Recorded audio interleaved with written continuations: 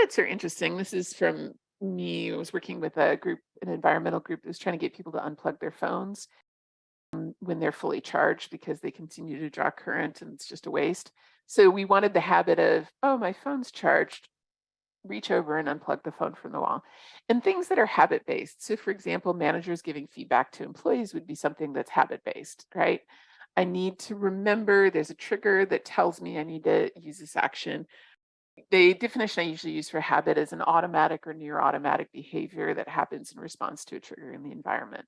Something tells me it's time to do this, and I'm going to respond kind of automatically with the habit. And a lot of our day is very habit driven. So these are powerful, but the problem is you can't just necessarily tell people habits like, here, I'm going to tell you this thing and make it a habit.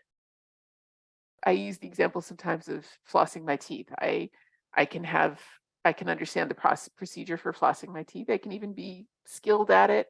I can even be motivated. I really want to floss my teeth on a regular basis, but it's not I haven't figured out how to then get it over the line into being a regular habit.